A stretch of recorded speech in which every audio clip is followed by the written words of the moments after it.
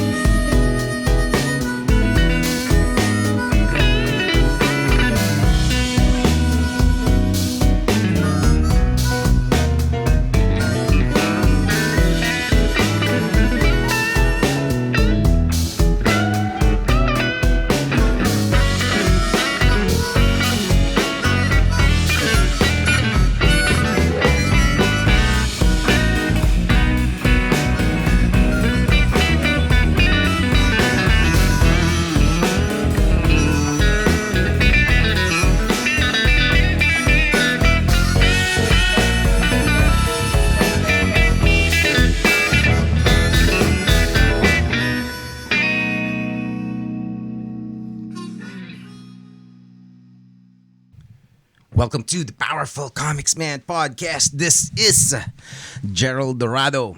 Okay, so this episode is part of the PICOF 2025 Pinoy Comics Creators Podcast Series dito sa TPKP. Okay, and there will be a Philippine International Comics festival event sa yun nga PICOF 2025 happening on July 5 and 6 at the SM Megatrade Hall sa Mega Mall. May mga doon local and international comic book creators that will be participating, showcasing the best of Pinoy comics dito. And doon sa mga hindi syempre sa community, syempre pupunta kayo, 'di ba? Doon sa mga hindi masyadong alam yung comics industry sa Pilipinas, there is a thriving comics industry, comics community dito sa atin, and it will be featured. Discover it, you will be amazed, especially if you are an enthusiast of the art o yung mga drawings, kung may kilala kayo. Basta.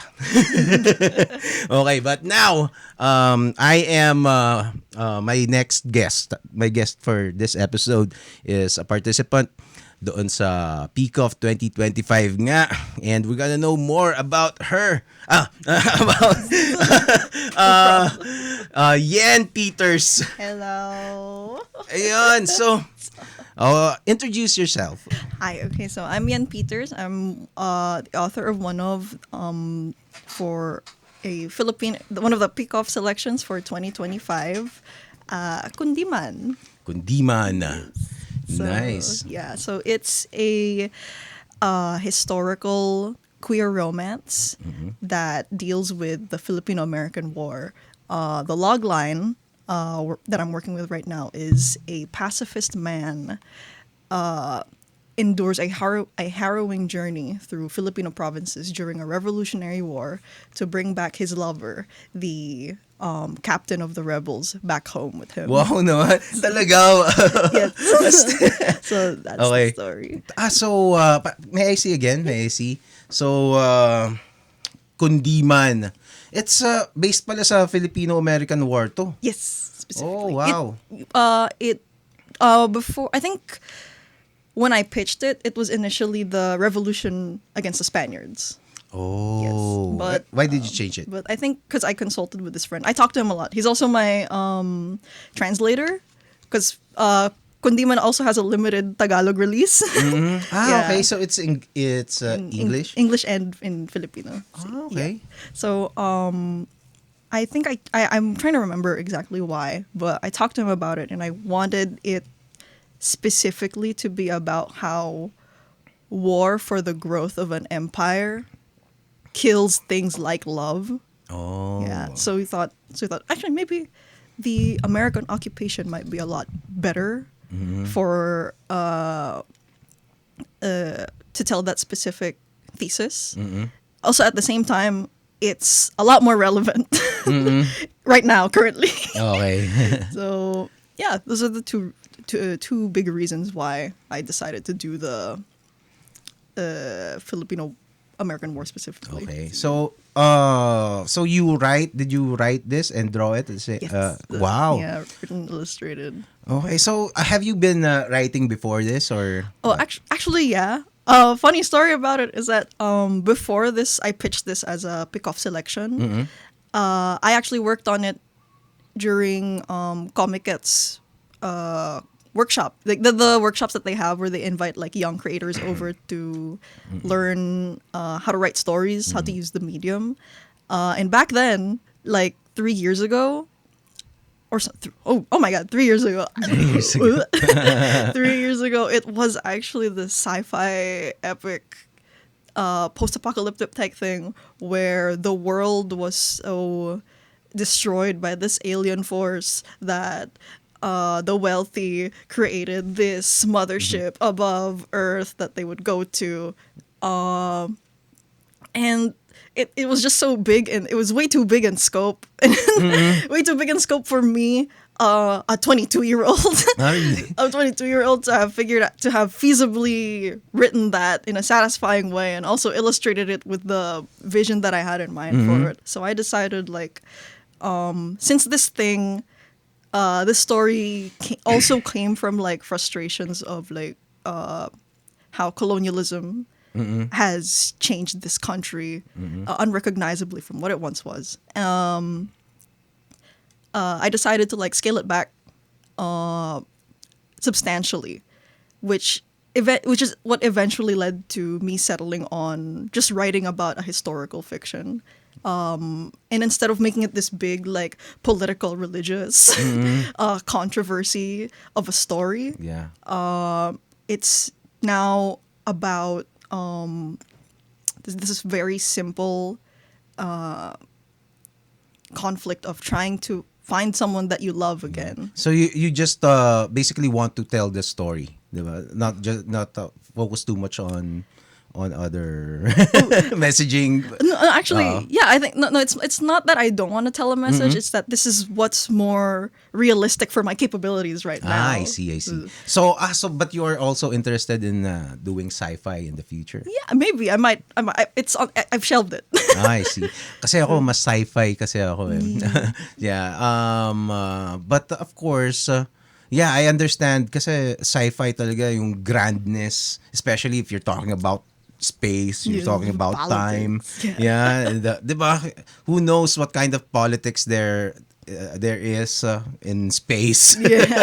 So dito pa lang di na nga natin ma-figure out eh, 'di ba? And but it's also fun. But then again, it's I think it's a great decision that you parang managed you made an assessment of what you can do and do at the best at this point, diba? Yes. So how was it? How was that choice for you?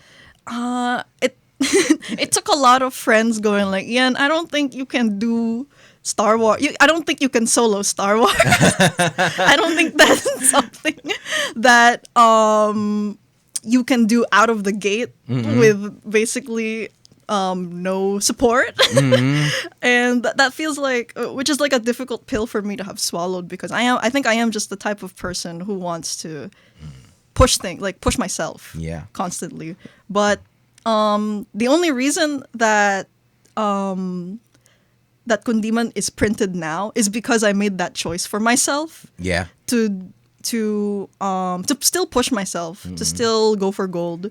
Yeah. But within reason. That's important. Diba? Self-awareness is important even in art, right? So that is a great thing to hear from you, diba? Actually,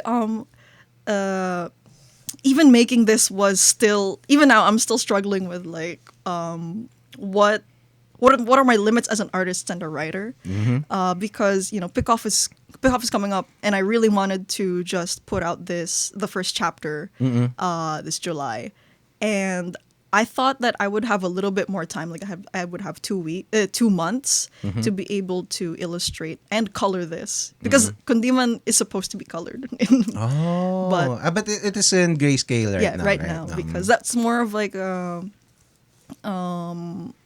negotiated with myself. To be like, okay, so we can't color it, but maybe we can try painting it in grayscale a little bit. So that why couldn't you color it? Because no time. So I thought I would have 2 months. It turns out I had more like 1 1/4 of a month to be able to do it, because of like the printing process.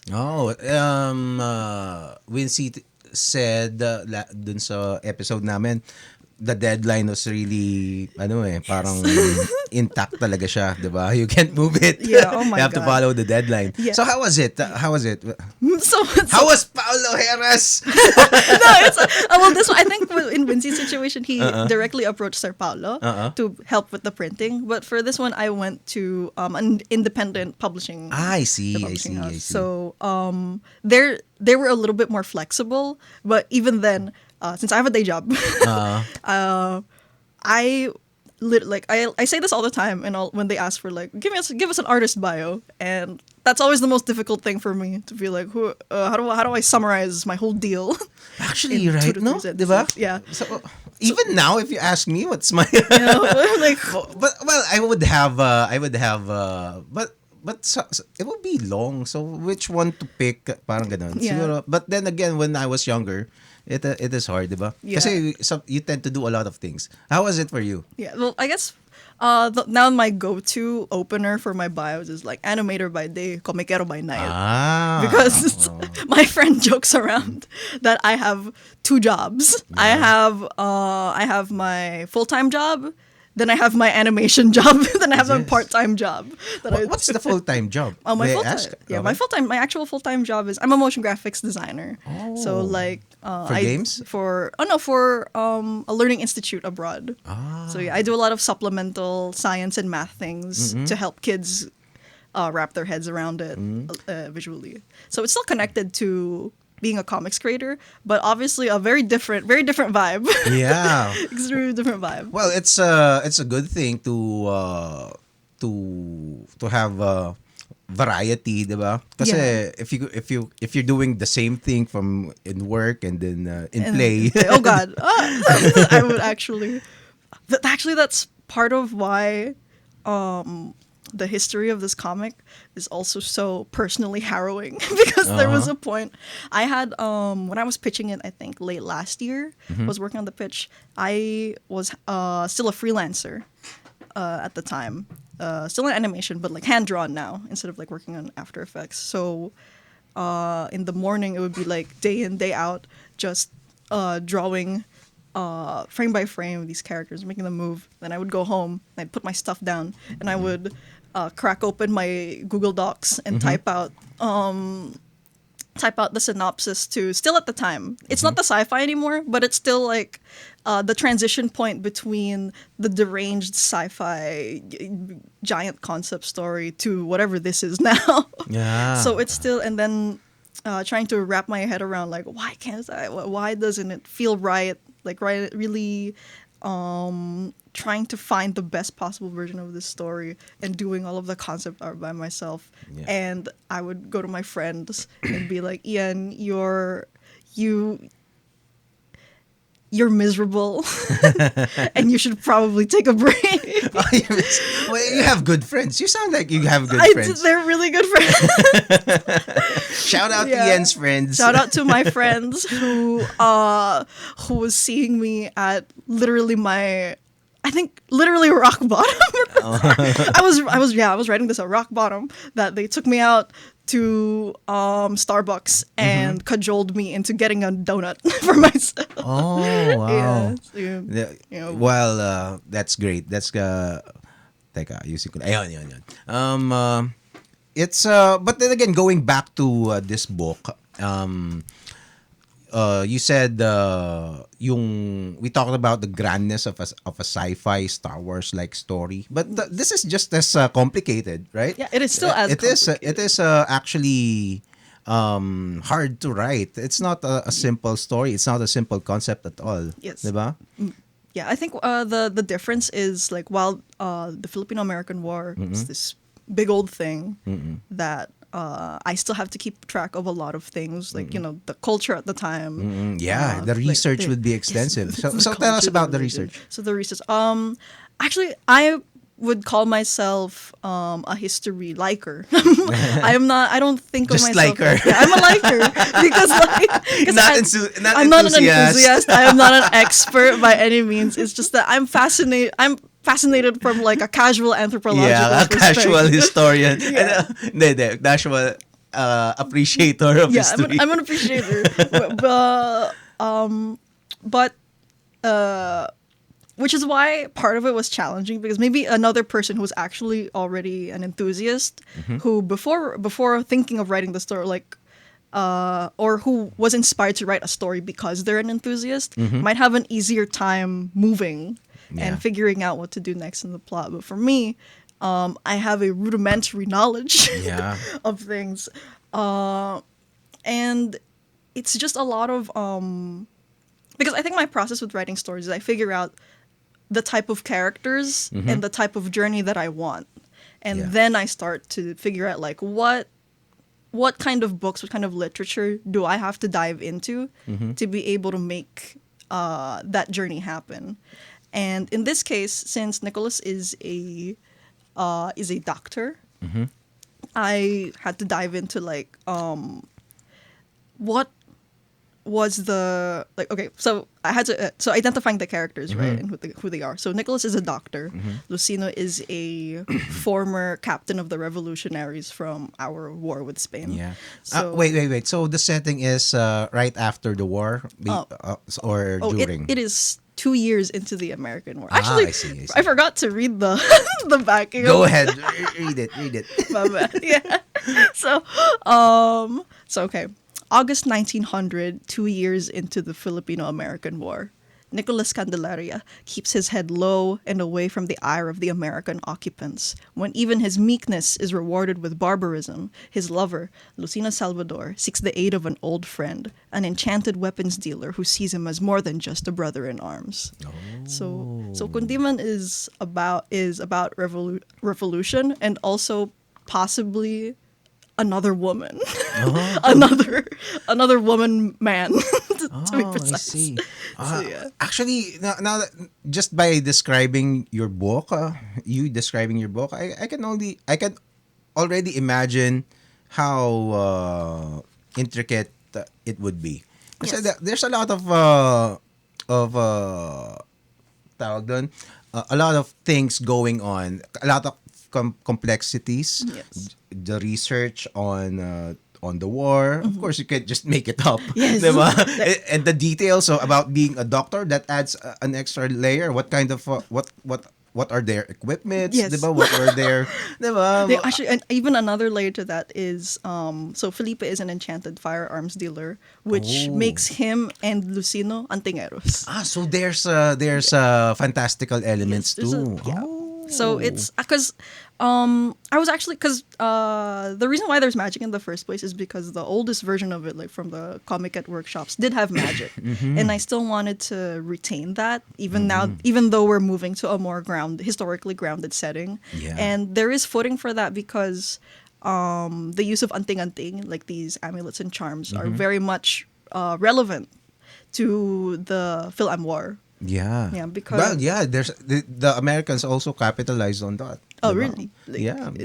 well, They used at some point they used the mythologies, yung aswang, Ay. to scare the shit out of people. yeah, but I right? think that's like the CIA, Yeah. or like mga 1920s, 50s, yeah, yes, mga yeah, 30s, ganyan. yeah, absolutely. Like, After World War II, they still were using it to scare the Hukbalahaps. yeah, this psychological warfare using people's beliefs against Yeah. them. But but the I think in like in 1900, from the research that I've done, it was very much a large part of why Filipinos still kept fighting and found their courage to face up against a threat like the Americans, because it made them believe that literally God is on our side. Yeah. Like, even though they're toting around like this idea of manifest destiny, or like even the Spaniards saying that, like the Spaniards defining that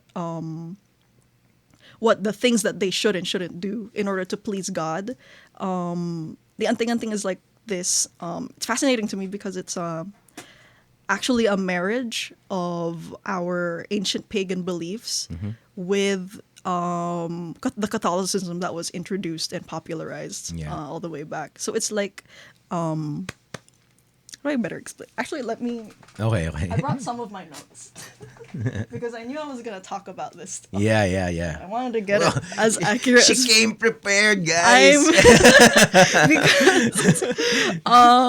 So this is my commonplace notebook, where literally all of my research ever is gonna be here. Wow. So that's actually this is a glimpse of a creator's process, right? Yeah. So you regularly take down notes. Yes, like I have to. Actually, this is a very extremely recent habit that I wish I picked up way before already, even before I went into researching for comics.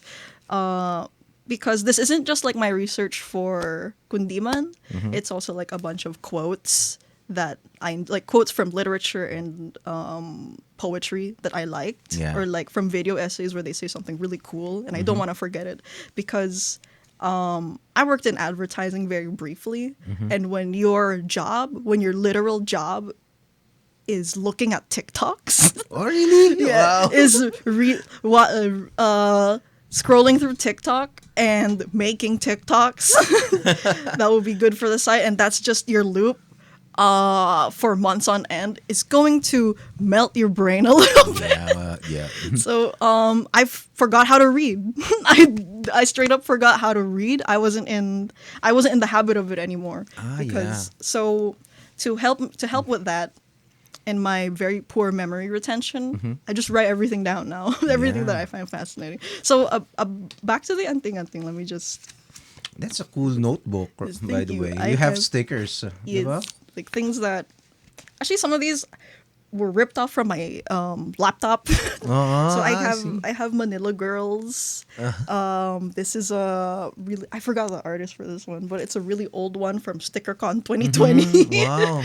So That's a good idea. I never thought of putting stickers in the notebook. yeah, as like wow. because like I don't want to put it on permanent stuff. Like maybe so I treat it more like an art memorabilia art collection. So it's like a mini scrapbook. Yeah, a little bit. With notes, right? Yes, but majority notes, just because I like looking at nice things. Yeah. So let me find the yellow. Yeah. So Nice handwriting too. thank you. It's teeny tiny. Yeah.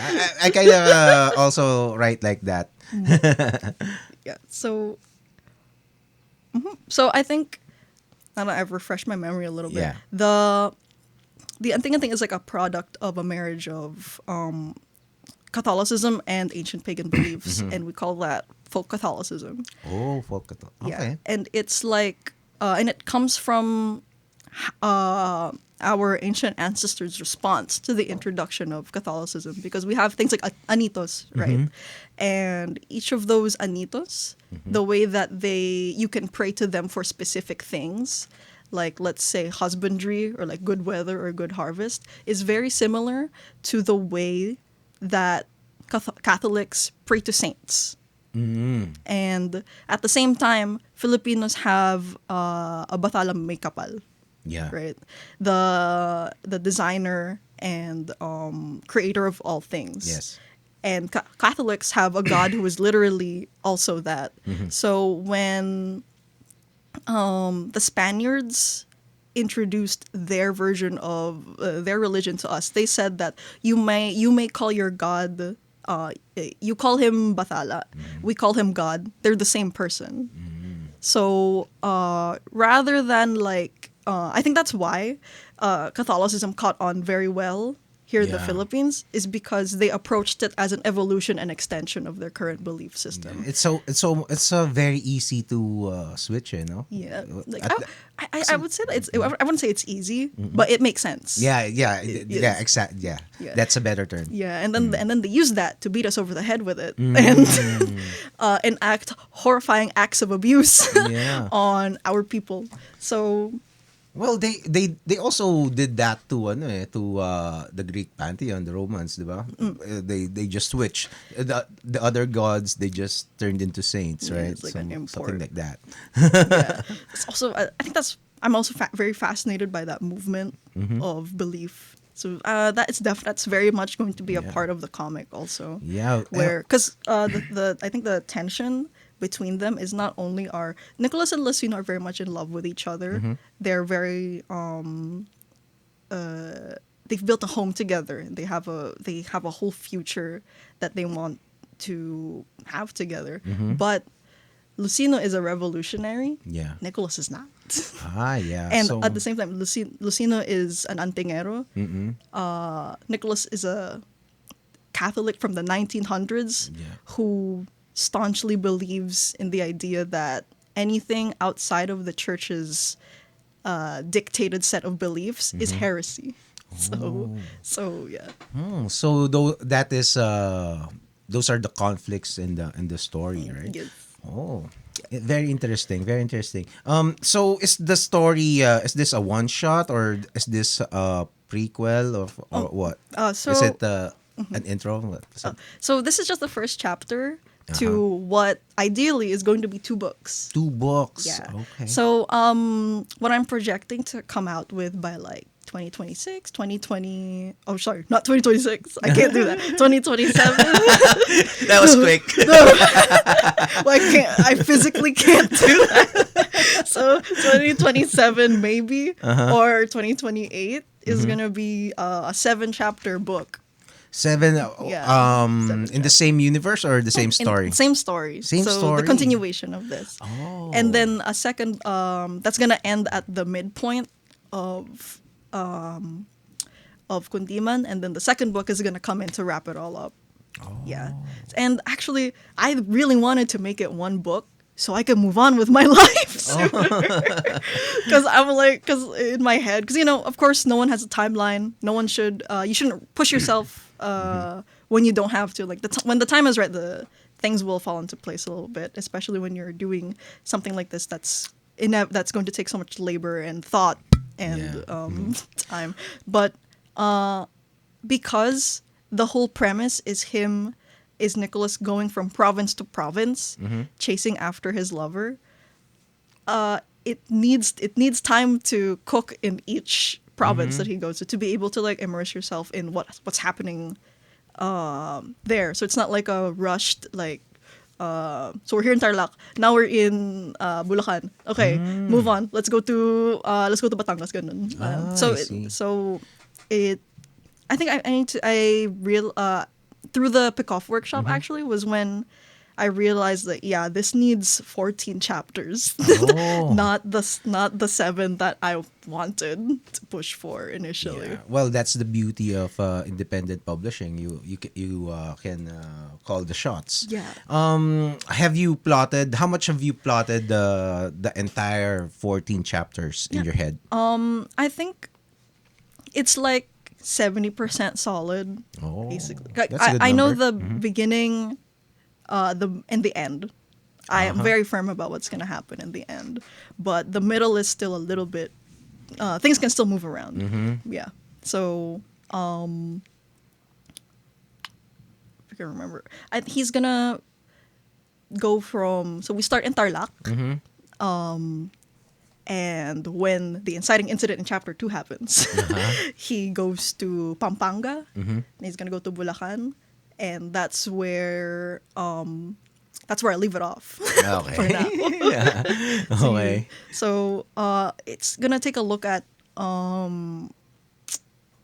like just the Filipino condition in that time in different provinces, because actually when I pitched the story once we were working on it together as like a group, Yeah. when I said that we were gonna start in Tarlac, they were like, "Oh, thank God, it's not in Manila." One of them went like, "Oh, finally, one that's not in the same setting for like 80% of Yeah. independent comics." So I think what I want to explore also is just the diversity in perspective and culture and response to the war in Luzon alone. Yeah. Oh. Let's talk about the PICOF workshop. Yeah. How are you? How did you get to know about it, and what happened? Kasi parang I may have seen it but ignored, or probably I haven't seen it at all. Okay, so how did that go? Actually, it's been on my radar for a bit, like even before I went to the workshop. And Where did you learn about it? like online, because they have like a pretty strong online presence. Like I don't have the finances to be able to go to every to like a lot of Comicets Okay. before, but now I do plan on like visiting a lot more frequently, because in recent years I see that they've really like improved just based on the venues that they've been to. There's so much more space. Yeah. And like just briefly going through all of the stalls, there's just a lot of incredible artists that they've picked up. And I just want to immerse myself a little bit more in the community. So Yeah. But before I just kind of heard that there's this thing that Comiket is doing where they're picking up these stories and publishing them, and I think I only really got interested in eventually pitching it after the workshop. Yeah, because that was when I was like, maybe my story has a chance. maybe there's enough for like enough that justifies. There's enough like story here that justifies being published on an international scale, because that is what PICOF is aiming to do. Yeah. They want Filipino writers, Filipino literature to have a standing internationally, because we do. Yeah. Like the talent is there. Just generally speaking, the finances, I would say, are not yet. So Yeah. PICOF is like an opportunity for Creators. independent young creators to have a Even shot. old ones. Yeah. Oh yeah. Okay. No, but yeah. But let me just ask. In terms of kasi a lot of people would how much writing experience do you have before, or credentials before you applied for PICOF? For PICOF. Well, not much actually. Yeah, so like I would say not. I'm only asking because just to encourage people who don't really have the not acumen, the credentials, right? Yes. That you can actually just go for it. Yeah. You don't need the credentials. Like as long as you have a really good story, Mm-hmm. that has a thesis, has like a very strong thesis in mind, you do have a shot. Yeah. So Kundiman, these characters, I've had them since junior high school. Really? I'm gonna be real. So like this iteration of the story is relatively new. It's like 2 or so years old. But these characters are like 10 years older than me. Wow. Oh my God. I'm so embarrassed Wow. about that. A little Why bit, not? actually. Why? I'm a That's little- amazing. No, I'm a little embarrassed because it's like, wow, you held on to these goobers Oh. for so long and you haven't done anything about it until now. But again, there's no timeline for anything. Yeah, I get it. I get it. Well, it happens at the right time. Yeah. Maybe you could have I don't know. Maybe your knowledge back then would not be will be premature, right? Definitely. And would regret writing later on. Oh, absolutely. And, So, it's already happened with a previous version of Kundiman. When it was still the Sci-Fi version, Yeah. I actually submitted it to the Pen Lab Young Creators competition. And it did win grand prize, Wow. which is second place, I think. But looking back at the story that I wrote, it's like, what? yeah. So I'm was a little bit flying very close to the sun. I was. Oh, at the like time. Icarus. Yeah, very Icarus. Oh. Yeah. But then again, it's you take your shot, diba? Yeah, you shoot just your take shot. I think something that is both my strength and my weakness at the same time, and not just as a creator but as a person. I'm very ambitious. Yeah. I'm very ambitious, and I want to make not just the best possible thing that I can do. I want to make the best possible thing. Yeah. The best possible version of what I'm trying to shoot for. And a lot of the times, I don't make it because I am just one guy. But I still think there's still value in being in trying to aspire to the best version of what you're working for, because you it's better than just half-assing things. Yeah. Just doing it just because. Exactly. Yeah. Right. The putting quality, diba, is that is my belief. I would always say I don't do ugly shit. Yeah. Diba? Kasi not that everything I do is great, diba? Of course sometimes you get to do ugly shit, but when I know that I did something na hindi ko gusto, na parang pangit to I won't release it, or I just keep it for me, yourself. di ba? Yeah. Parang ganon. Yun. Like, I think now that I'm trying to evolve my mindset from being the best and like having one day 1 million awards for my work. Like, I just want to make something that I can be proud of. Yeah. Which has been like a very difficult thing, because like when you're trying to work towards the best, a lot of the times you're working for someone else's metric of what is the best. True. And because of that, that's why it took so long to get to this version, where I'm actually very happy with the elements that I'm working with. Yeah. And yeah, I feel like that's something that creators always have to remember, no matter where they are in their career, is to always strive to make something that you're proud of, and to be in an environment where you can make things that you're proud of, which is why I left my advertising job, so I can stop making TikToks. How about kasi you are tawag dito, you have a lot of you can do a lot of things. You have lots of talent. You can draw, you can write, diba? And what makes you pivot to comics? Comics. Yeah, and if you're gonna sell, because there's a lot of writers actually don't know what to do don't know what to write, 'di ba? And sometimes I think I just thought about this now na, hey, why don't you try comics? Try writing comics, right? Yes. So what would you say? Actually, I wouldn't say I pivot. I pivoted to comics. It's one of my forays as a writer and like storyteller in general. But actually, I've always dreamed of animating something, like directing some kind of animated work. But that's something that takes a lot of time and money, which is not something I have a lot of. So, comics kind of allows you to have to create bigger scale stories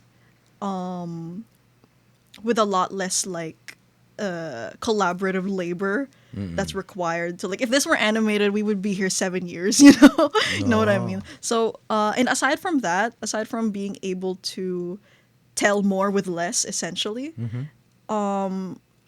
it's just like a whole nother language. Like, while I would definitely say that my animation and film knowledge has laid the groundwork for and like really helped a lot in crafting this.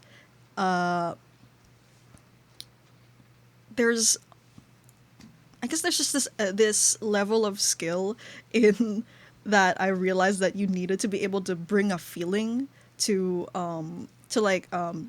immerse your readers without sound, without motion, with just static images and page turns. Yeah. So I think that's magical. I think the first time I've ever like felt something in a long time, like really felt immersed in a story, was is in Sawala by Renren Galeno. Oh. Yeah, it felt like I was watching I had the same feelings that I would watching a movie. Like being really carried away in the horror and the absurdity of it all, just by like very well selected panels, very very good framing, and like just the choice in just a lot of choices. Yeah. Just to have that. What was your introduction to comics? Actually, Trese. Trese. Trese, Oh, absolutely. okay. In junior high, actually, like I was studying at Saint School, and one of our assigned pieces of literature for Filipino mythology was Trese. Oh, really? Yes. Wow. Yeah, which is crazy because there's fully a San Telmo sex scene where someone gets burned alive by the end of it, and I read it when I was 13, and I actually opened it in the car because like I was trying to review it for class, and it made me really excited to learn. So I was like flipping through it, and then my mom, who was next to me, since she used to ride with me on the way to work, she saw the sex scene. Oh, really? Oh, no. She's like, ano yan? I'm like, para po sa school. Inabasa po namin. Oh. So, yeah, like it actually what was started. that? I don't remember that scene. Yeah, like I think it was in book one. Book one? Yeah, book one, where there was this whole where the mystery was these women were getting burned to death, I think. Oh, yeah. Yeah, I and there was a I would have to San look at it again because I have all the books. Yeah, me too. Yes. Yeah. Actually, Budget Tan got to go to our school. Oh, really? In Saint School, which was really cool. And my problem with meeting my writing heroes is that I'm too afraid to say anything. Really? Like, yeah, when I meet really cool people, I'm just like, hi, thank you for changing my life. So, why would you say? Why would you say he changed your life? Well, because it introduced, like how would I say that? Because I think it was one of the first. It was literally my first introduction to Filipino culture, but it's fun. Oh. Because like I am one of the most gentrified Filipinos in the world. My surname is Peters. Oh, I have this accent.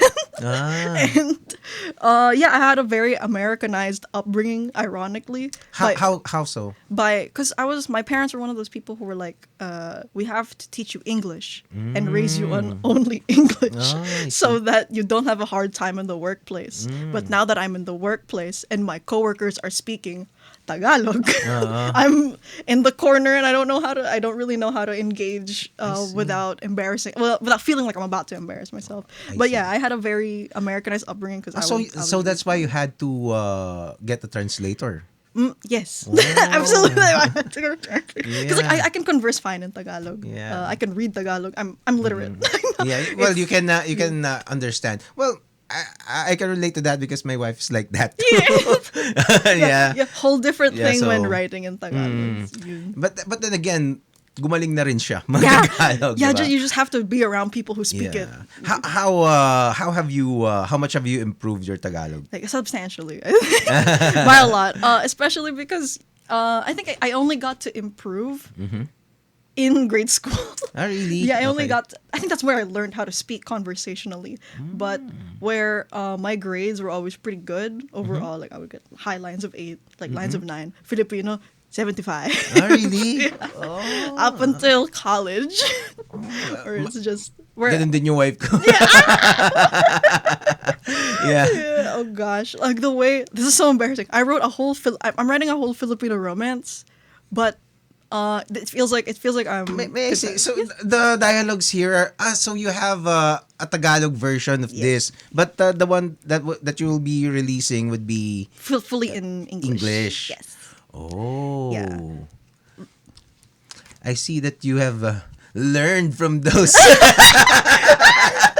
You have learned from Can we those show that on- Trese panels. In my defense, it's a convention of the genre. Kasalanan mo to, Kadja! Actually, oh my god, wait. Confessing to 2 incriminating things right now. First was I'm writing a Filipino history thing, but I didn't read El Fili in high school because it was too hard. I barely passed those tests by listening to my friends who were who were treating it like fandom, basically.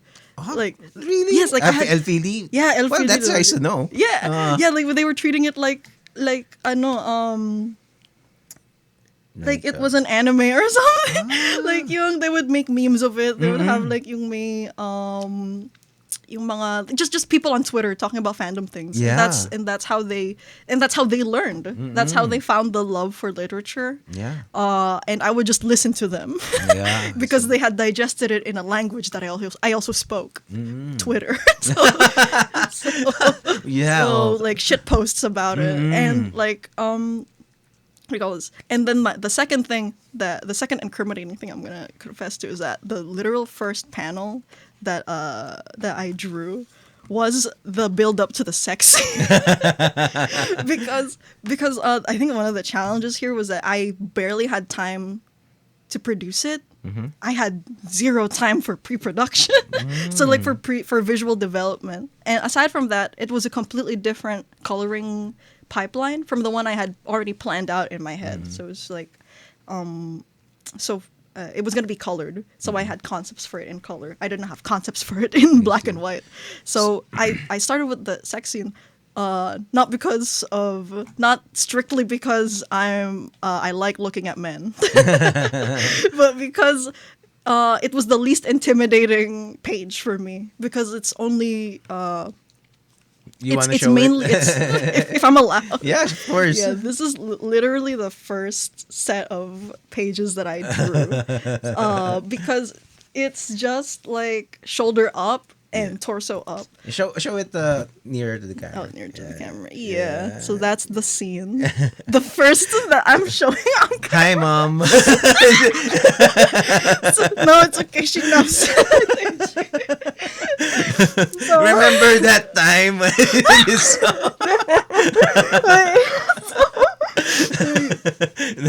No. So it all started from there. Yeah. The timeline could have been drastically different if she dropped me out of school for that specific book. But thankfully she didn't. Now we're here. So yeah, and I think a good thing about, because I think I'm the type of person who gets intimidated by the scope of the work that I did to myself. Me too. Yeah. Me too. Actually, when you, kasi only you know how much work needs to be done when you're creating a comic book, right? Yes. So how am I gonna execute this scene, right? Yeah. So, yeah. And like, and like what I found works for me is to start. Never start in order. Start with the scenes that excite you the most in making Really? it. Yeah. Really? So, para siyang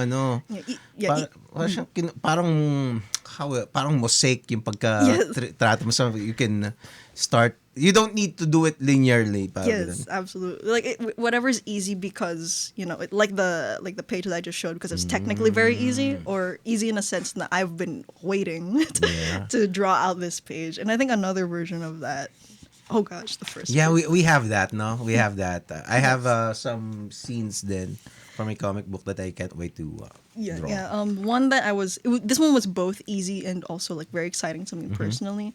It's this page from the prologue where Felipe, the enchanted arms dealer / other woman of the story, meets up with Lucina in the forest, because it's just I just like very harsh lighting situations like this. And also it was easy because the background is black, and it's all just doodles of trees, of branches and leaves. And in contrast with the scene that I absolutely did not want to do, the first page, which I was half excited and half dreading this one, because it's in perspective.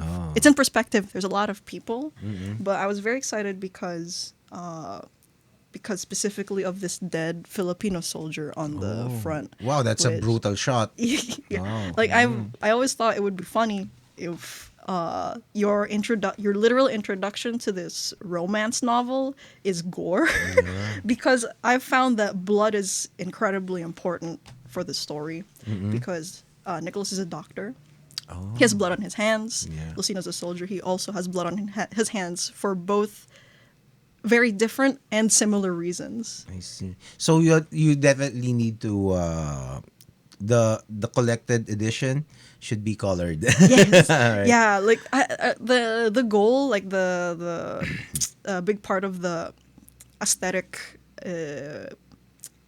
inspiration board for it is definitely like paintings from the time. And right now the name escapes me. Amorsolo? Yes. Yeah, I wanted to make it very Fernando Amorsolo in terms of the palette. the palette. Actually, I have a colored piece right here. That's a lot more representative of the color of the colors. My May I vision, see? my vision for it. Yeah. Okay. Nice. Actually, you have yung sa art mo. Kasi mahirap gawin yung mga intricate na mga ganyan, mga swirly things, 'di ba? Parang you did a great job with it. Framing with the flowers, sampagita. Sampagita ba to, yes. right? Yeah. Yeah, because Wow, this is great. This is great tawag dito. Layouting, right? This is a great layout. Ang ganda. Thank you. Yeah, excellent. Yeah. So this is the key visual that I'm running with, essentially. Graphic design talaga, di ba? It's yun ang lagi kong sinasabi eh. If you want to kung gusto mong gumaling na as a comic book artist, graphic design, layouting is essential, just as important as the art. Sometimes nga mas important pa yun, actually. Yeah, oh my gosh. Like I will admit graphic design is my weakness. Really? I had to get good for the medium that I'm working with. Yeah, like that's another thing that I've discovered I had to adapt to, because when you're an animator, like graphic design tends to be an afterthought. Yeah. But I think now that I've had to do comics, I've had to do like merch for it, I might be a better animator now if I step back into it.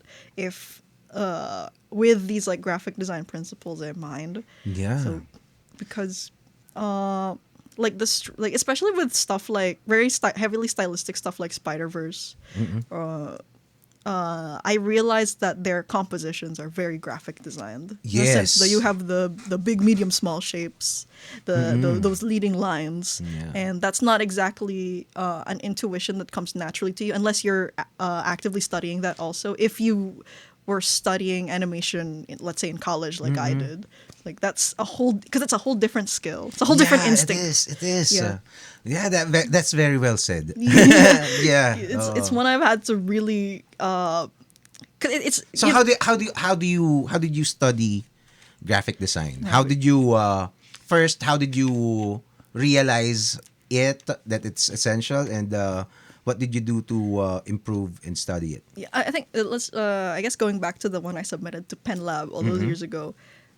If I looked at the pages, it was very clearly by a storyboarder / animator, because I at the time didn't have that instinct for what motions and what framing and what actions have to be drawn on the page, because like because when you're a frame by frame animator, you're very used to like drawing guy approaches table, hand reaches out and then grabs can on the table, and then the motion of opening the can and drinking it. That's not gonna fly in comics. That's not unless the point. Unless you're gonna do a really drawn out scene. Yes, right? unless the point is the longevity, is the millions of years that it takes to do that. In comics, you have a bit more liberty in terms of like skipping a character going from point A to point B. But at the same time, you have to really know what moments have to be seen and what moments can be like filled in mentally. And I think that really helped with cutting down the page time here. Yeah. Let me actually look at it. So sinong mga artist ang mga pinag-aralan mo to get the cues? Yeah, actually a big one, because initially I studied him for the painting style. This is Leyendecker. Yeah. So I chose Leyendecker as an inspiration because it's just the way that he draws clothes and like the blockiness of the hair was just so like it's beautifully done, and it's also like really efficient. And his framing, in the way that he draws men in a way that is obvious that he loves men. And of course, when you're writing a BL, that's something you want to capture visually, right? But at the same time, I realized that he's not just a good painter. More than a good painter, he's like an excellent designer in the way that he chooses, the way that he plots shapes, basically. Like that's why the hair looks so good, because it's all blocks, like very well placed blocks. And I don't have like the graphic design jargon know-how, but what I've realized, it's just knowing how to place shapes good, you know. Yeah. So that's why I struggle with it, because I never really realized exactly how much control you have over placing shapes on a page. Like that wasn't really an instinct that I developed in college. But now I'm like there's a lot more, like there's so much like intentionality that you can have behind putting a certain character in these spots. So actually another thing that I struggled with before going from animation to comics is I didn't draw with the speech bubbles in mind. Oh yeah, which is a graphics design thing. True. Yeah. So you need to plot it out first in preparation for the. You imagine the completed page, not just the illustrations, right? Yes, like actually, I guess it's criticizing myself a little bit here, where it's like for this page, I visualized where the characters would be standing, where these panels would sit, but I did not visualize where the text would come in. So for me, it works. It's functional. It's just a little bit awkward because when you're working on comics, like maybe for someone who's literally done this their entire life at this point would think that this is really really obvious and really basic, but your subjects aren't just your characters and your setting and your props. The speech bubbles are also a subject. Yes, yes. Like they're also a shape that takes space. Yeah. In the frame. Yeah, I would describe it as it's like creating a map for your eyes to follow, Yes. right? So because ultimately you are trying to draw a story, right? So it's not just the drawing, it's also the text, and on top of it all, it would be good to have it looking great as a whole, right? Yes. Not just one panel, diba? Yun. Yeah, that's another. That's why I've also always worked with when I'm thumbnailing. I work with it as a spread. Yeah. Yeah, as opposed to having it like as a separate pages because What do you mean spread? So you make two page spreads? yeah, like 2 pages together. Like I my see. my layouts are always like Yeah. this, like with the whole flow of it in mind. Whoa. Yeah. And also, the reason why I do that is because I treat like I think I learned this from people's analysis of Junji Ito, like the horror the horror manga artist. The way that he controls your pacing, Yeah. the way that he places scares very well is by using the act of turning the page. Yeah. Which is actually something that you don't have, that you lose when you read it digitally. Yeah. So knowing that this was going to be printed, I kept in mind the concept of a page turn, and I use it as like an energy reset,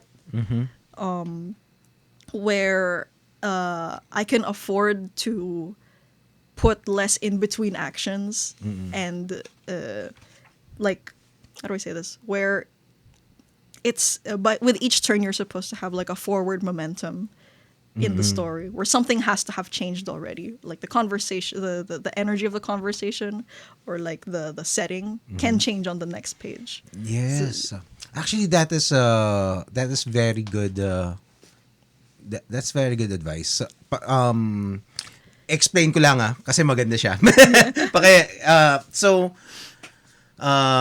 ay namala. Nagloloko kasi, teka. Okay. So basically, para lang mas expound ko lang. So she so ano siya, ang ginagawa niya, visualize niya yung buong page, yung dalawang page, kasi you look at it, nga naman, it makes sense kasi you look at it as a whole. Pag binuksan mo na ganyan, hindi lang siya isa lang makikita mo, unless ifo-fold mo siya, di ba? So para nga naman maganda. Actually, that's extra effort. That's extra effort. Pero it pays to have that done. 'Di ba na? Yeah, kumbaga yung book design mo will benefit, 'di ba? Because of that move. Yeah, that's nice. Yeah, thank you. Yeah, Yeah, it also really keeps ganda. it from being stagnant. Yeah. Yeah, and just I think It makes it a lot more interesting, 'di ba? Kasi yung isang na-realize ko kasi, I used to have a comic strip in Manila Bulletin, sa comics section nila. And syempre may mga ano doon, bago lang ako noon, and naisip ko paano magpa-pop out yung yung comic strip ko, 'di ba? So ang naisip ko, gagandahan ko yung sa akin talaga, 'di ba? Tapos o kaya lalagyan ko ng mga blacks, di ba, para mag-pop out siya, di ba? Wala lang, para gusto ko, gusto ko, I just want to make sure na mababasa yung gawa ko, di ba? Yes. So, kumbaga pag unang tingin mo pa lang, ito baka malamang ito yung una niyang basahin, di ba? So, yun.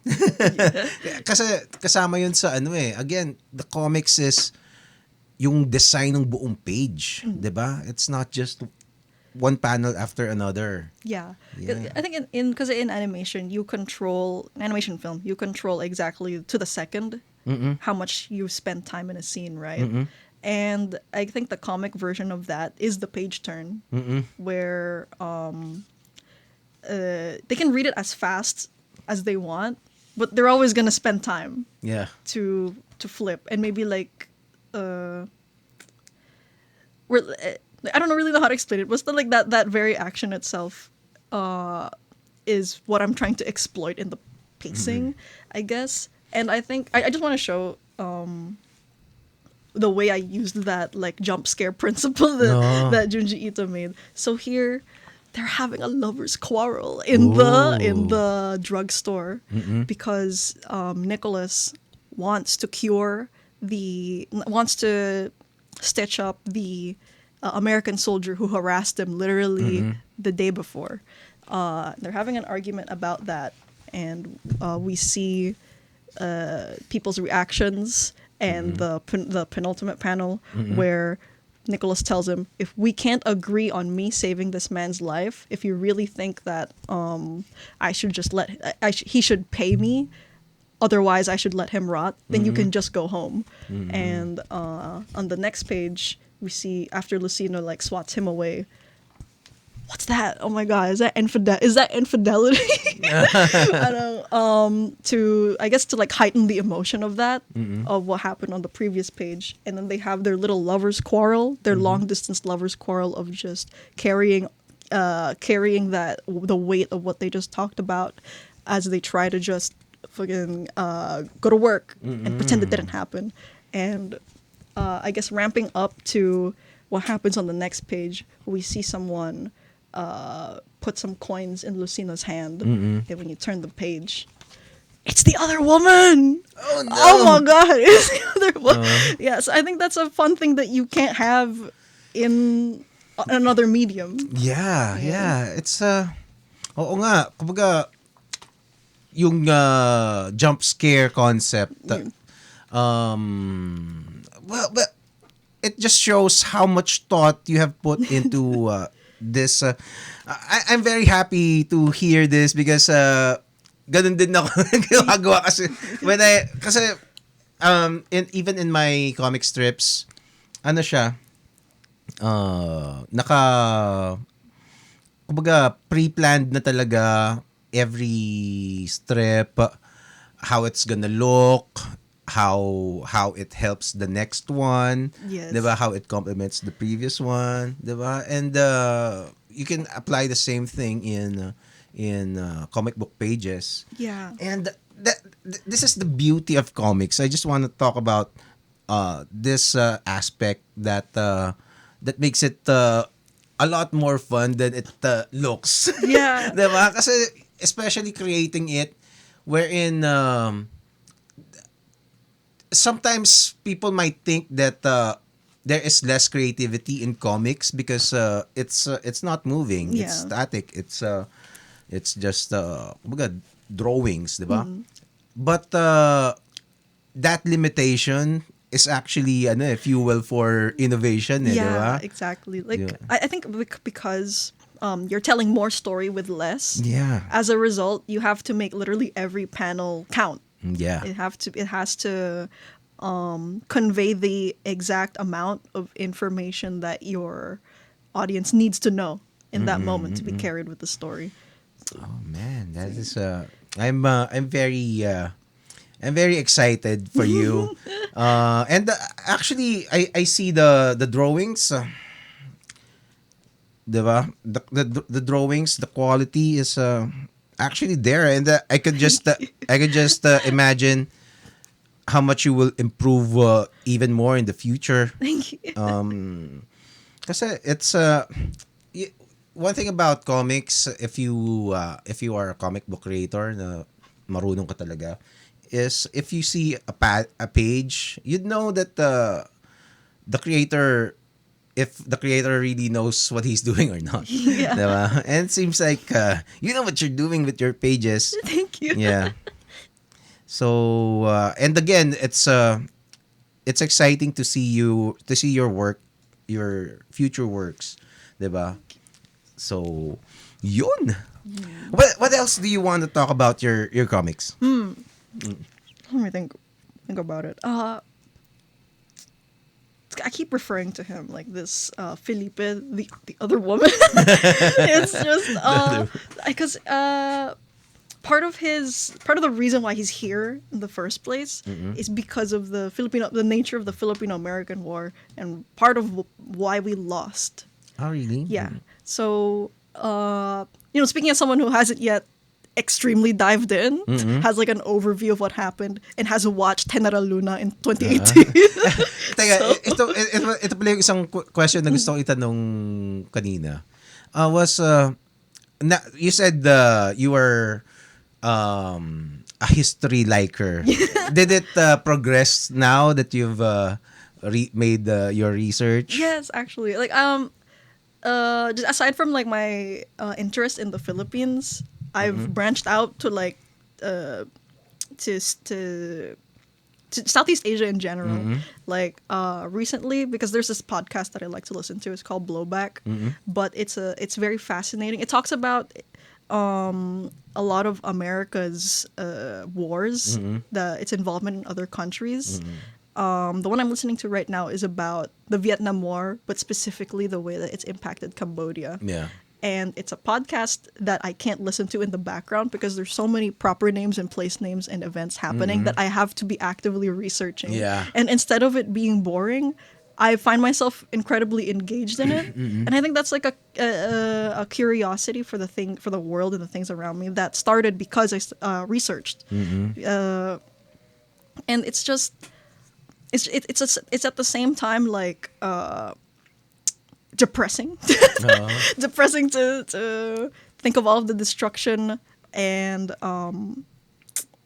how seemingly unstoppable this war machine, this global war machine run by the modern day empires. Yeah. But it's still like it feels like it's very important to know that what's going on in the world and to not be ignorant to it. Yeah, it is.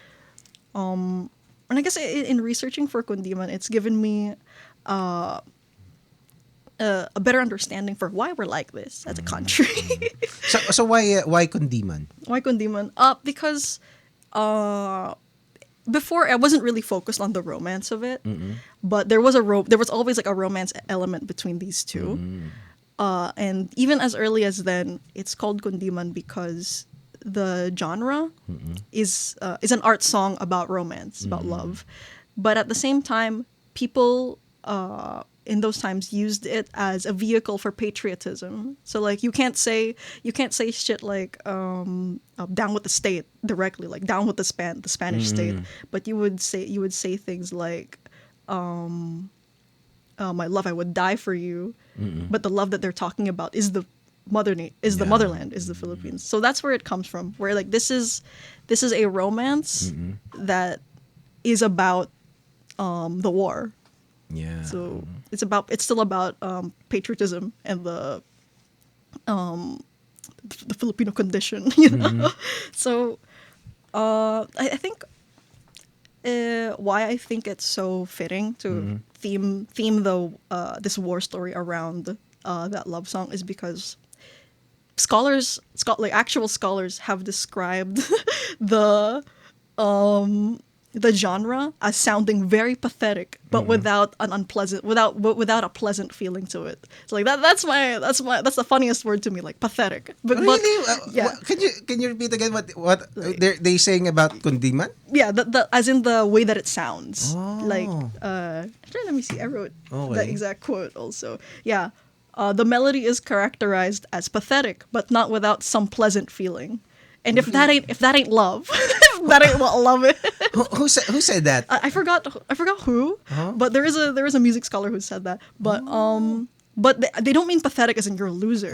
They mean pathetic as in you're literally on your knees, Yeah, begging I for see. attention and begging yeah. for love. Yeah. Like I think the song, this was like dubbed as the song of the Kundiman of the Revolution. Jocelyn ng Baliwag. Yeah, and there's a line that says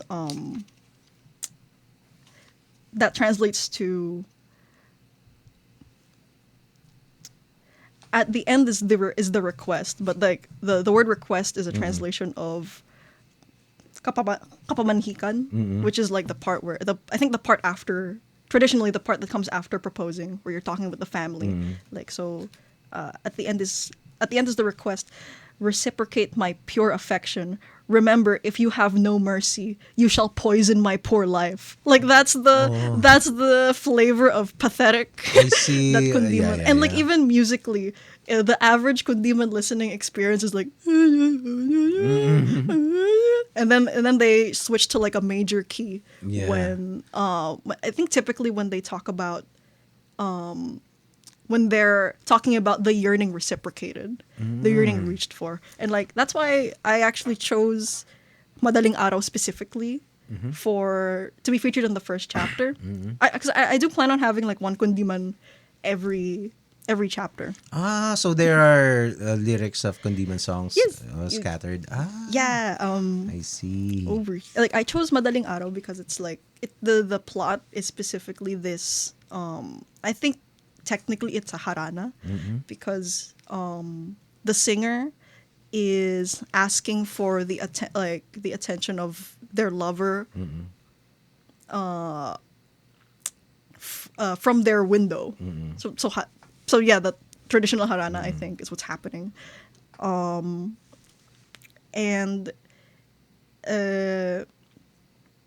I think it's very appropriate for the first chapter because when Nicholas sings it, he's it's night, it's late, and he's yearning for his lover to just come back home because he hasn't been for the past couple nights.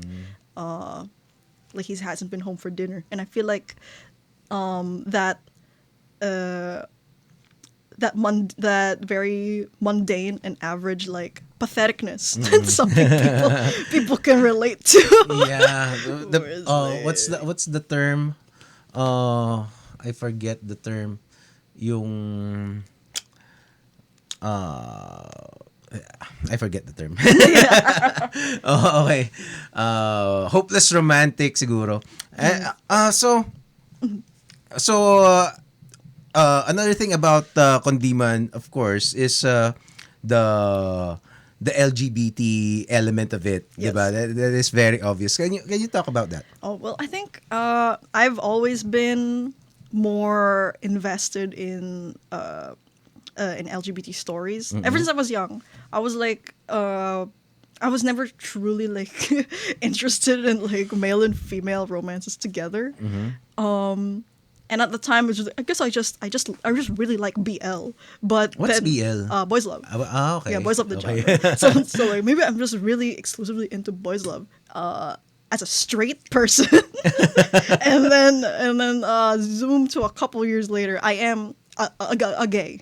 I am one of them gays. So so I think it's just aside from it being an advocacy thing, it's just kind of a preference, I think. But like on the advocacy side of things, So you really enjoy this I do this enjoy kind of genre. yeah, this genre. But I think I haven't found a BL that really lately that I'm really invested in so far.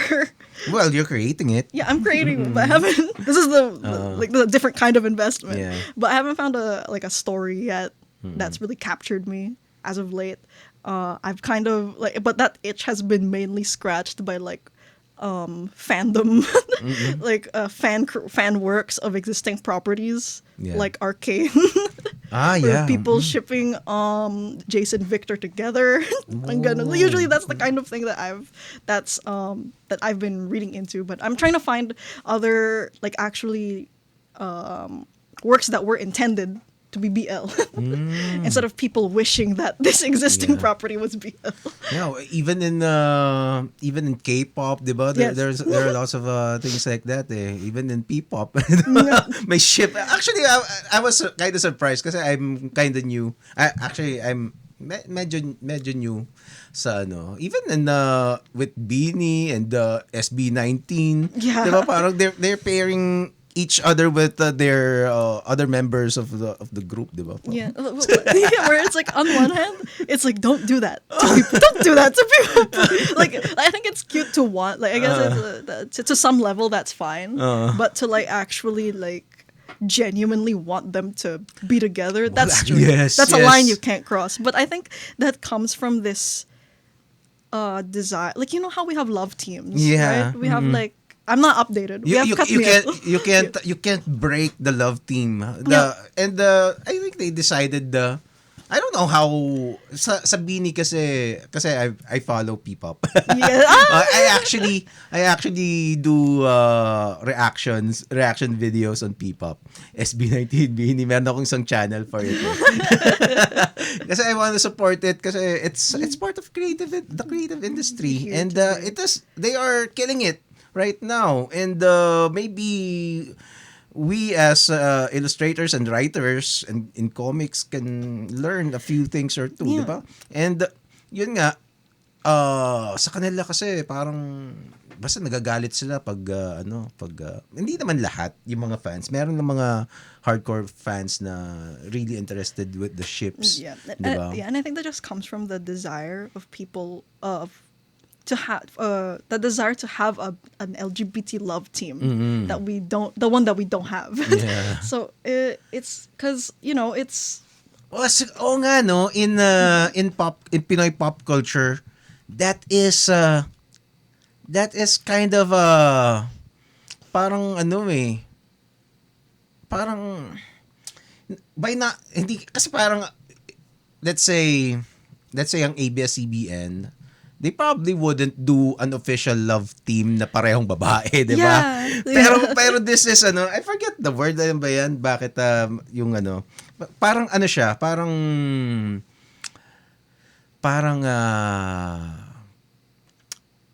na-override niya, di ba? Parang di ba? Parang unofficial love team doon sa let's say Beanie, halimbawa Mika and Aya, di ba? So siya, it's unofficial but it is widely accepted and popular enough in the fandom, diba? Yeah, because I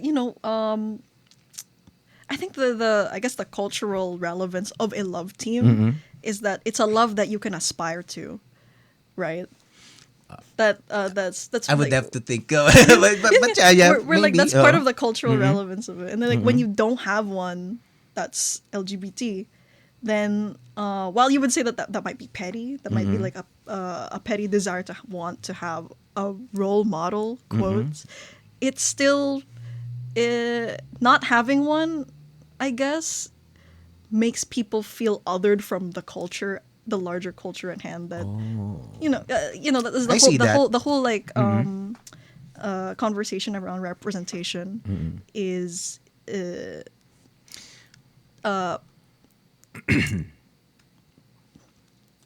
Because like I think that some people think that why do we need to have gay stories?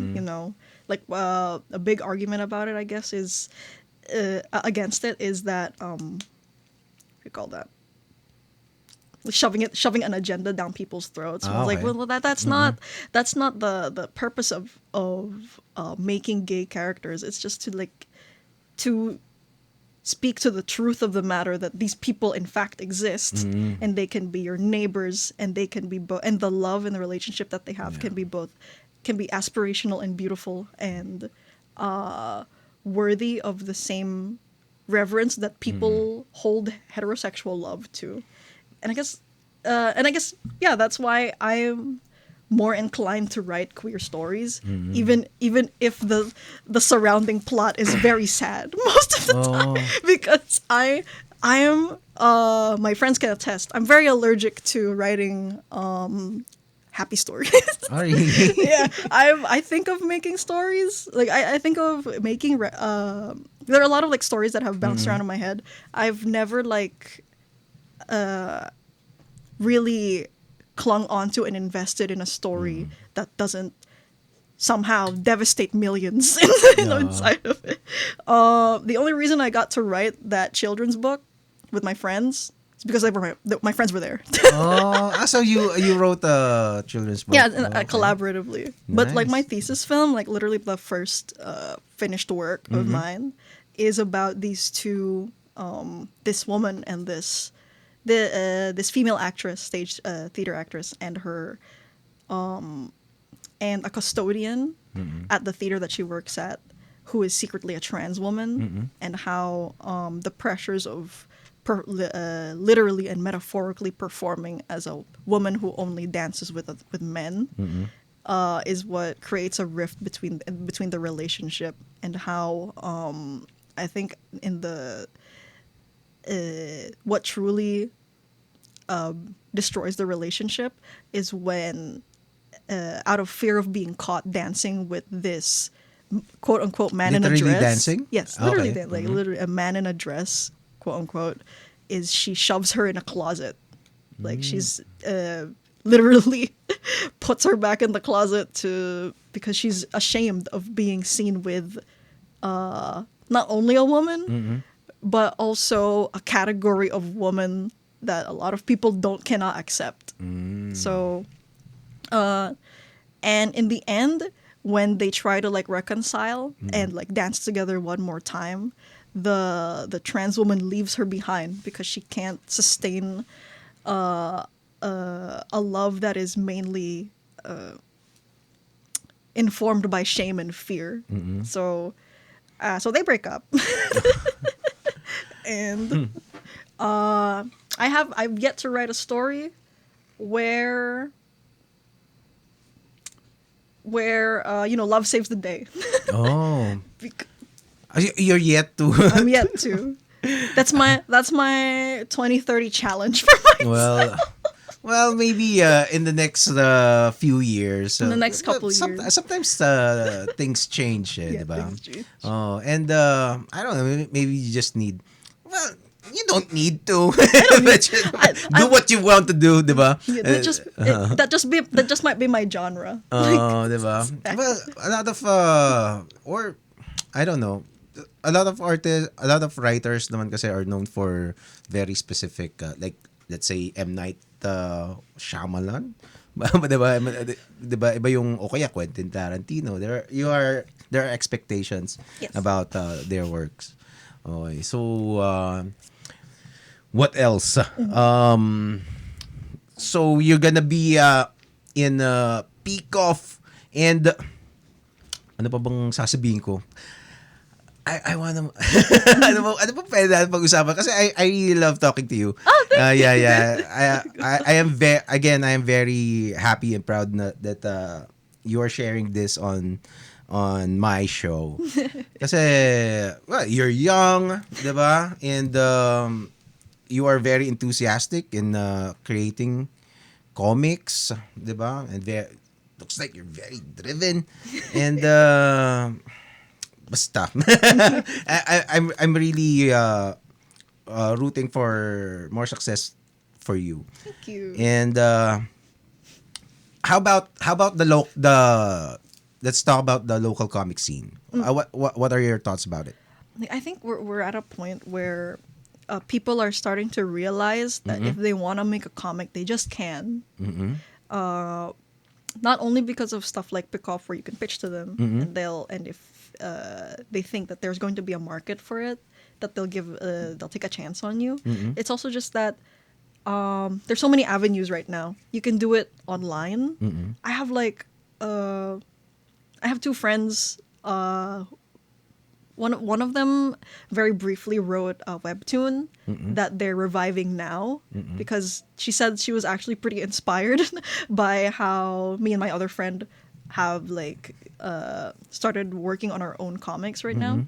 And I have another friend who's had this webtoon going on for like 2 years at this point, I think. And she also submitted it to the webtoon, the recent webtoon contest. It's just that you can do it online. You can independently publish, and it's all really just a matter of putting yourself in the space where people want to spend money on you because they believe in the work and they really appreciate it. And that's Comiket, that's Pota, and I think it's just incredible that we have spaces where the culture is support local artists. So in turn, that makes a lot of people want to give themselves a shot. Yeah. And how about teaming up with fellow creators, with your friends, diba? Or any other creator? Kasi parang that seems to be the trend right now. There are several comics creators who have teamed up. Yeah, like I think since Maharlika, I think was also a Pen Lab thing all the way back while I was still up, and Rexy did this cool thing where he brought together his friends to. I'm not sure what it is exactly, like if it's just a collective or if it's like a legitimate publishing house, but just one where all these cool people can come together and share their works as a group. Yeah. And also like as an avenue to potentially collaborate with other people. And yeah, I think that's something I'm interested in eventually getting into. And I've already done with the children's book that we made. Like we want to make another one. Time willing. Yun, diba? Yeah. So teka. Yeah. Nagdolo ko yung ating camera eh. Okay lang. So, yun. Again, I'm very, I'm really enjoying this episode. But I suppose before we end, tag dito. Last words before PICOF. Last words for and then just to end the episode. Unless you want to talk about something else, but maybe we can still do 2 hours. I think we can extend a little bit. Yeah. Like maybe like a 10 minutes. Let me just text my uncle. Okay.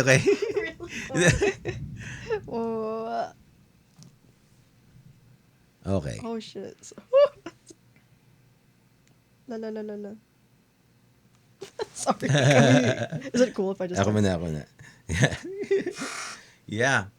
It's what I suppose influences. We could talk about your influences or yeah, for sure. TV. Your animation, about animation, diba? Let's talk about that. Yeah. Wait.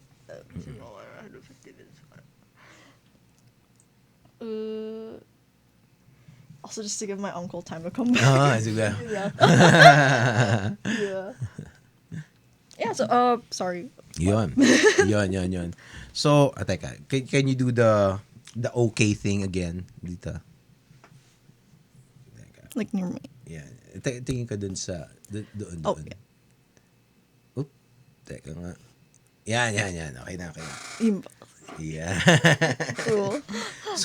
So you said you mentioned you work for advertising and you're still an animator right now. Yeah. So what kind of animation jobs? Do Yeah, I you like do? working with After Effects mainly. Yeah. So for an animation studio or for what? It's like we're in the animation department for basically this tutoring service abroad. Oo nga pala. Oo nga. Yeah. So you're not doing shows na... No, but I think it's functionally like working on a show. Yeah. Okay. Because it's like they give us the concept, they give us the topic, and then they pass it to us to create the script, to do the whole pre-production thing, and storyboards up to completion until it's and we make everything move. For educational, no? Yung mga... actually, yun ang isang tinatarget ng hopefully animation would follow. I'm sure they have done it. They have tried doing it before. Just for some reason, I don't know. Parang Filipinos just can't figure it out. 'Di ba parang pero right now kasi one of the people that I talked to dito sa series na to for PICOF was Kawangis, and one of their goals is to bring comic books in Filipino libraries, 'di ba? Yeah. So Actually, yeah, I think in schools. like for the whole idea behind the perspective on comics, I guess it's just entertainment. It's not. It's diba? like it's not a lower like I guess if you just consume it as picture to picture, Yeah. it's a bunch of pictures on screen with like words on it. Like yeah, that's a lower form of digesting that information. But comics, there's just it's a different way of communicating a different way of storytelling that's not under, let's say, a book. It's not under a movie. Oo It's nga. it's a different thing of its own, right? Iba Where- talaga, no? Iba talaga yung comics. yeah, because I think the way that a lot of people read comics is just flipping through and trying to get to the end of it as fast as possible. So I'm a little bit guilty of that myself, where it's like I personally want it to progress, but because in comics you can afford to stay in a panel for as Yeah. long as you can. Yes. I think the best way to read a comic is to spend more than 5 seconds looking at a panel and like digesting exactly what the artist is trying to tell you Yeah. panel by panel. So, kaya nga sabi, comics is a great tool to help comprehension Yes. for readers. Kasi 'di ba parang functionally illiterate daw. Have you seen the news, 'di ba? The merong findings na studies saying that most Filipino students are functionally illiterate.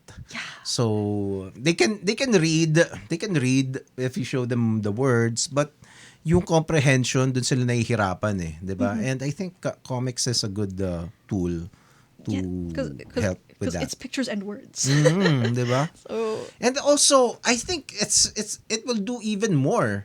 It's not just words eh, kasi you can relate the words with the picture. So that's I would assume it would increase cognitive abilities better than just reading words. yeah, I think especially like with how Trese was my first comic and also my introduction to Filipino myth, because I think the issue with just reading a textbook is it's hard. No. It's hard. It takes a lot of work. Yeah. You have to actively visualize the words on screen, the words on the page yourself, and the ability to do that depends between person to person. Yeah. And I think just comics is sorry, how do you say this? Comics are just a great starter, I guess, for someone who is who was born into a very visual world. Yeah. Yeah. And like instead of forcing kids, I guess, to read Oo nga eh. read just text and hoping that it goes well, like why not meet them in the middle and show them quality work coupled with quality dialogue through. Kasi it's hard to it's easy to imagine. Also, it gets repeated all the time. Although I suppose the notion, the common notion is to think na it's very hard to compete again with TikTok, Yes. with social media, comics. Pero I don't know. I don't. For sure that you can see why they're saying it. Pero maybe they're still, I don't know. I don't think it necessarily means that comics has no hope. 'Di ba? Na parang or printed media or others regular kumbaga traditional media is kumbaga talagang totally helpless and nobody will choose it. 'Di ba? Yeah, I think that is a defeatist thing to think naman, no? yeah, I think it's I think it's not sorry. I think it's Yeah. basically not true also. Oo nga 'di ba? Because like if that's true, we wouldn't have a PICOF. 'Di ba? We wouldn't Yeah. have Comic It. I think there's something different between having a being able to read something digitally. It's a whole different experience to hold it in your hand, right? Because and aside from that, we don't know how long the internet's gonna be there. Oo nga, Like no? fully, the comic that I submitted to PenLab digitally is gone Oo nga since 'di the ba? site came down. Yeah. So then, like that can happen to literally any platform, right? So like, Oo nga, 'di ba? So what happened to your comics there? well, it's gone. I just have the files digitally. I'm too embarrassed to share them Why? publicly because I don't know. Why? So maybe eventually, like I'm actually a little embarrassed to share even the sample pages that I sent as a pitch to PICOF because it's changed so much. Ah, really? But also, I think but at the same time, Well, that's it's- good news. yeah, 'Di ba? but also at the same time, it's always fascinating to see how anyone has changed over the years, right? Yeah. But I'm still embarrassed because it's like I think it brings back feelings of like, oh my god, I really thought I was the next Eisner Award winner when I did. I really thought, and with these incomprehensibly impossible to follow layouting. This was before the graphics design renaissance for me. Well, yeah. Well, it's. I suppose there are two kinds of creators, no? So, yung iba naman parang I love that you think like that. 'Di ba parang oh, 'di ba parang kasi somewhat ganun din ako before eh. Yeah. Kasi parang I don't know what happened to me. Kasi ganito nangyari sa akin pala. When I was probinsyano kasi ako eh. So when I was in high school, elementary ganyan, I was the class artist. May ibang marunong mag-drawing sa amin. But eventually, ako yung parang konti na lang kaming natira na talagang nagdo-drawing pa rin even in high school. Yung iba kasi parang medyo tumigil, alam mo yun. And so even in college, I wasn't exposed to, kasi right now sa internet, kilala mo yung mga magaling mag-drawing sa Facebook, di ba? Yes. So everybody can freely share their art and you can have an assessment based dun sa mga ina-upload ng mga peers mo where your level is at. Yeah. 'Di ba? Parang ako dati wala eh. Feeling ko kasi parang nakikita ko I can only compare my work to my classmates, 'di ba? Na syempre mas magaling yung sa akin, mas maganda kasi ako yung mahilig mag-drawing talaga, 'di ba? Yeah. So I never really thought of myself as I am the best na ganyan. Although nakikita ko dun sa magawa ng mga sa school namin, I might have been the best, 'di ba? Pero hindi ko nakikita yung mga gawa nung better sa akin and my age range, 'di ba?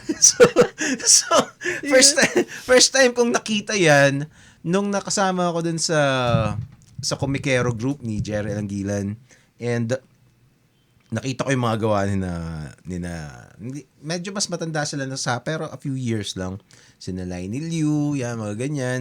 So wow, ang galing pala nila talaga, di ba? Yung sa akin, okay din naman. Pero lamang sila, di ba? Lamang sila, especially during that time. Sabi ko, wow, ganito pala yung so that was my first time na nakita ko na other people legitimately mas magaling sa akin. And fortunately, hindi man ako na-depress. No? Yeah.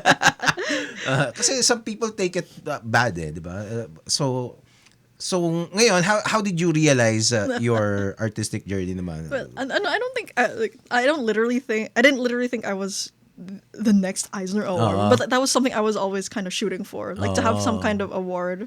So you And- weren't thinking that at that time you weren't Eisner. No, I thought I was getting there. Yeah. Same. It's nice to wish for something, shoot for something, right? Yeah, it's always good to shoot for something, but I thought I was much closer than I actually was. Oh, But diba? and when you look back on work that you remember feeling that way about, I feel really embarrassed about Oh. I think especially informed with now that I have a better eye for things in general. It's just you see all the mistakes, and it makes you go, "Wow, I can't believe I made all those choices." When it's like, that's not a bad thing. You're learning, and you're learning every day. Yeah. So like if you think about it, you're kind of I think it's just better to go about any artistic journey like as a writer, as an illustrator, or even just as a researcher in anything. Just like there's always something that you don't know. There's always something to learn, and that shouldn't be the scary part about it. That should be the fun part. Yeah. Yeah, that where every day you're learning something new, because the day you stop learning is the day that you're dead. Yes. You know? So what were the things that you've learned about creating comics or animation or something that blew your mind? That really parang this is a light bulb moment, parang ganun.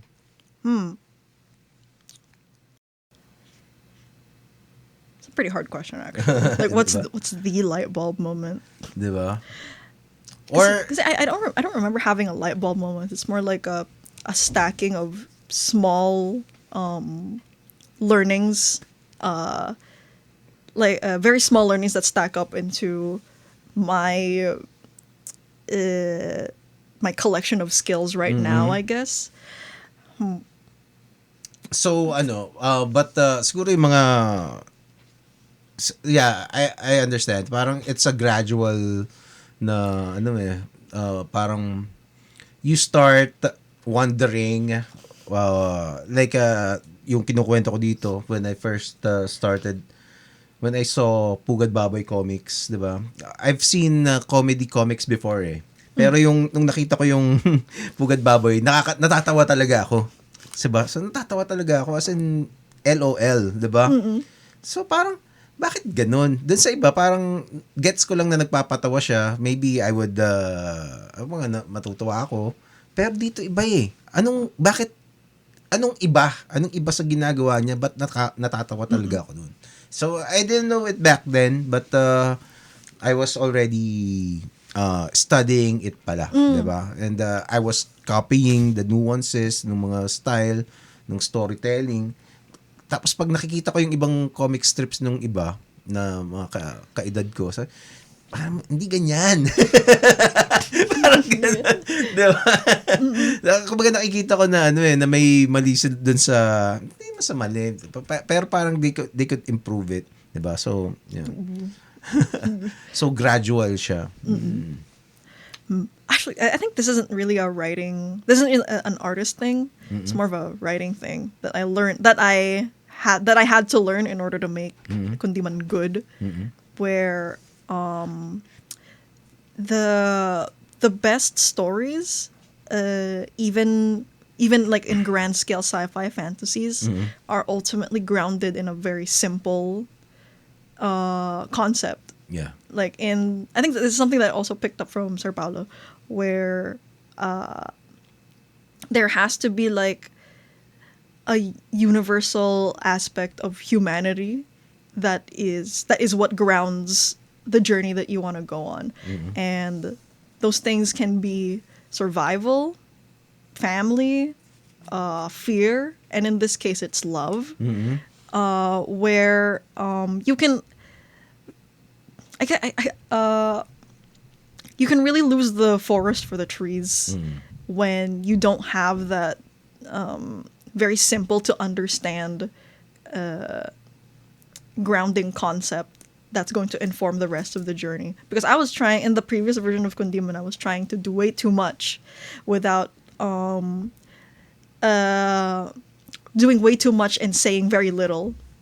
But by focusing it on romance and how their love is challenged by war and politics, I think it's made it more relatable, but more importantly, comprehensive enough for you to actually see that I'm trying to say something with this story, and like you're not gonna get lost in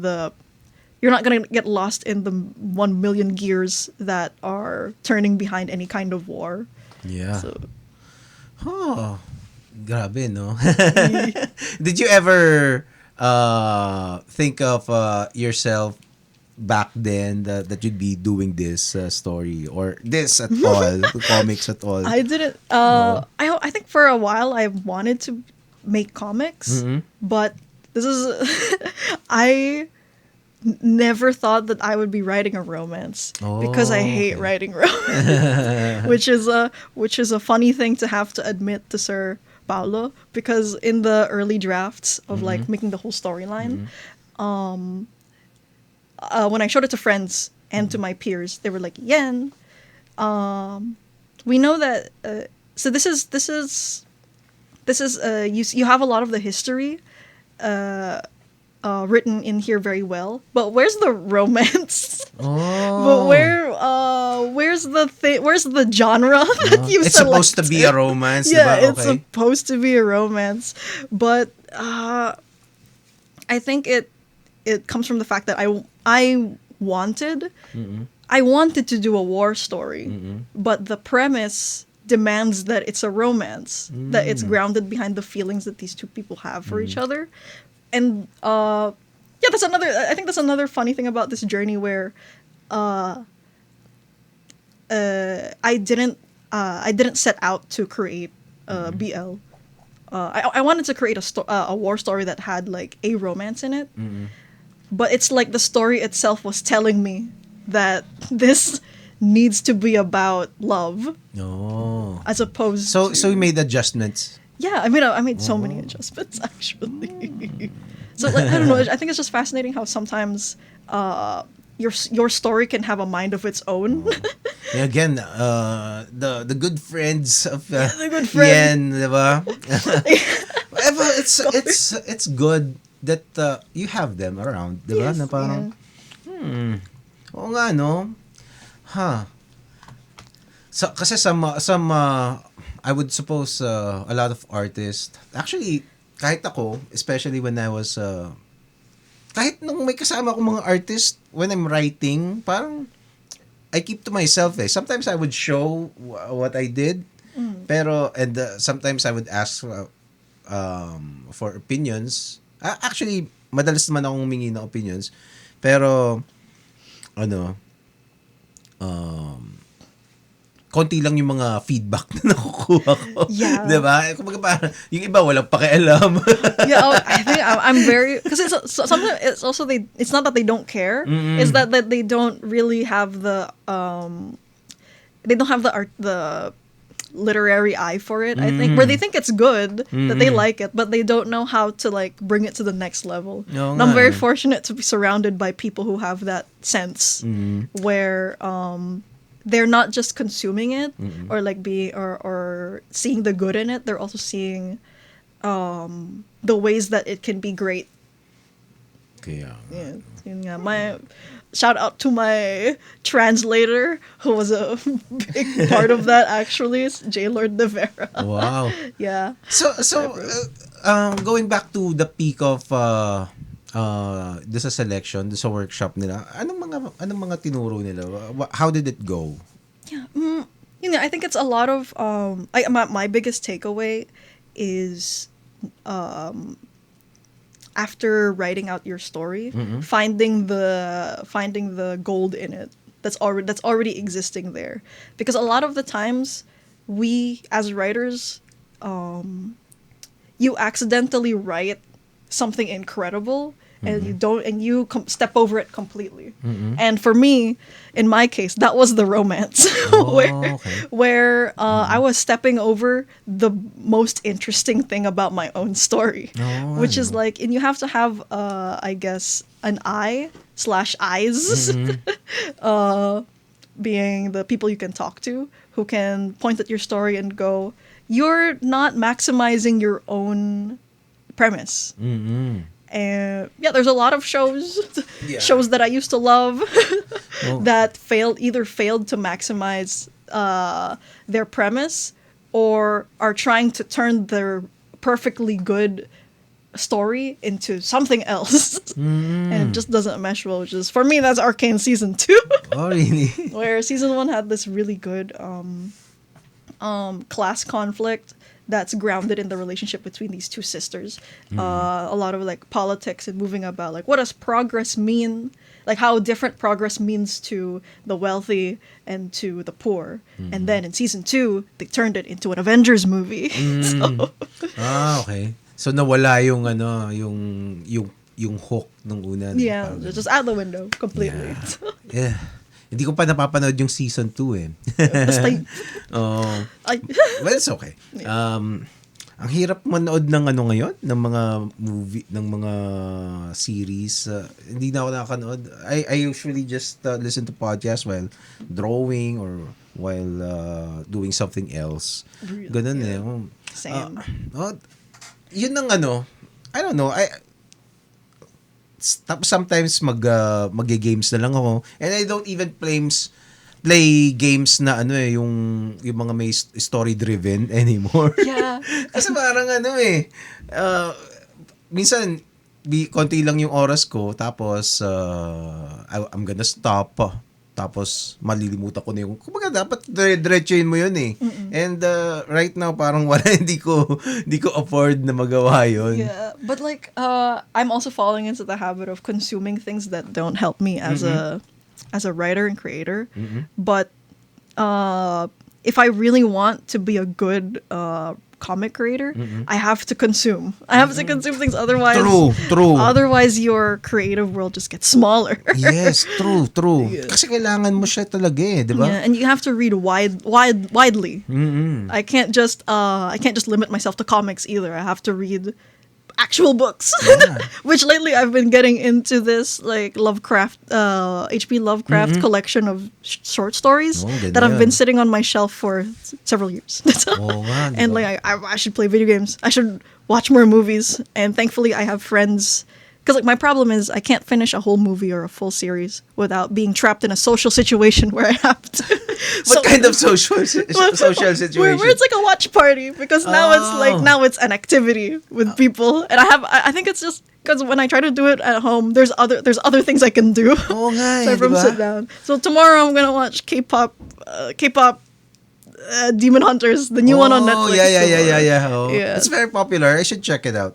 Yeah, it looks. I'm very. I think it can be good. I'm afraid that it's gonna be a little bit cringe. Oh, it's a really? little bit. Just from the trailer alone, I'm a little bit wary. I haven't even seen the trailer, but I need to check it out. Yeah, but I do feel like it. I have a feeling it could be good. Well, as far as I know, parang okay naman yung reception. I don't know. Maybe I haven't looked into it that much. Yeah, I'll see. Have a verdict. Pero sana, 'di ba? Kasi I think like going back to comics, no? We've mentioned Netflix. Trese was able to penetrate already a few years ago, and we're just hoping for more IPs, 'di ba, na local na magkaroon ng ganong klaseng opportunity. Yeah. And I think the comics industry is the local comics industry is, like I said, already thriving in the community, within the community. They just need to kumbaga mag-expand and get new audiences, 'di ba? It's really not a matter of a lack of content. It's a lack of investment. Kaya nga eh. So that's why PICOF has to exist. Kaya nga. How would people discover and buy the comics, no? Yeah. Yun ang next step kasi I think the talent pool is already there, the materials are already there. So it's just a matter of distributing, no? And kasi right now there are lots of artists, comics creators who sell their IPs abroad. Yeah. Yun yung isang yung kay MA Del Rosario, he did that. Yung mga Pulsar people are also looking to doing that, and a lot of others. And ang naisip ko nga, baka mas mauna pang gumawa ng mas mauna pang gumawa ng mga Pinoy movies based on comics na mga bago sa ibang bansa kaysa dito. Yeah. Diba, that would be nice, of course, pero it's also sad for the local creative industry, diba, if that happens. Yeah, I think another one. Sorry. Yeah, like I think it's there. I'm from an animation college, right? Mm-hmm. There's a lot of like people who aspire Mm-hmm. to create their own work, and it's sad that a lot of the time it stops at an aspiration. Oo nga eh. Because it's hard to and even Sir Bobby Pontillas, I think, is just one at the at Annecy, if I'm correct. It's like an animation festival in France, and so Sun Chaser, I believe it's called, which is like this Filipino myth journey. I'm not sure what the plot is yet, but it looks incredible. And it's just sad that one, it took him so many years in the field to be able to have that kind of backing, and at the same time, how locally we have yet to see something be supported in that scale. So like, I don't know. Actually, we do have one, but unfortunately, I think it's also not very promoted at right now. But it's like an animated interpretation of Lola Bashang's tales, which I also worked on Really? for internship as a compositor, and it's in collaboration between Benilde and the CCP. But what I think is a little bit unfortunate about that is that first of all, it's one of the rare ones that get to be created, and also it's I guess working with the CCP limits you in a way that you can only talk about classical literature here in the Philippines, when a lot of young people right now want to do their own spin on our culture.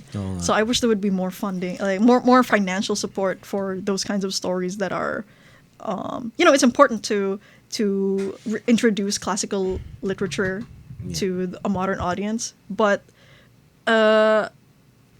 it's important that we don't lose the voice of the current generation today. True. In that celebration. Oo nga eh, kasi we're so yung backlog talaga is huge kasi I get that the CCP would want to do that. Yeah. But the thing is, they should have done it a long time Yes. ago. Diba? Until now, hindi pa rin nagagawa eh, di ba?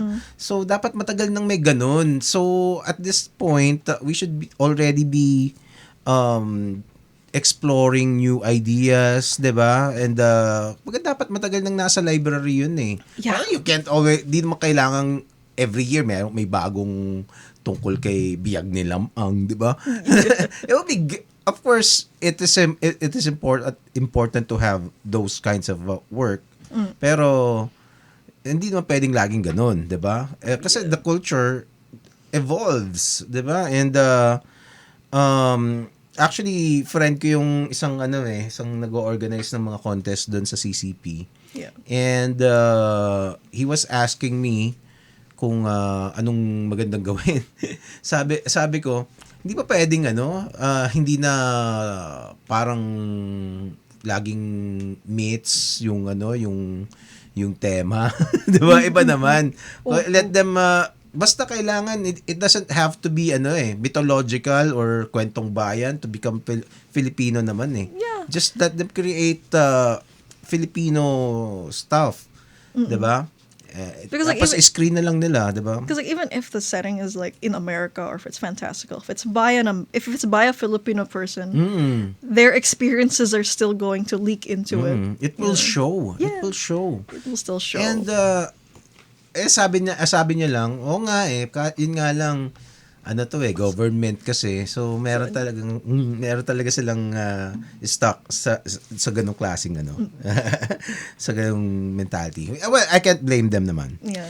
Anyway, so I suppose this is again a great episode, and I thank you, Yen Peters. Invite them again to PICOF. Yes, please come to the Philippine Comics Festival this July 5 and 6, 11 to 8 p.m. I believe. There's going to be a lot of great comic creators aside from my fellow batchmates in the 2025 selection. There's also going to be fun stuff like live comic readings from the works that are there. And support local. Yes. Are you gonna be participating with the comic reading? Oh, yeah. Oh, wow. Actually, gusto ko sabihin, you have a great voice. I was about to ask if you're a voice talent too. No, I was a debater very briefly. Really? So maybe that's where it's from.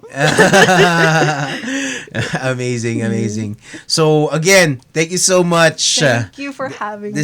I am honored to have you, and I'm looking forward to a great comics career for you. And so yun muna. Paalam. Bye.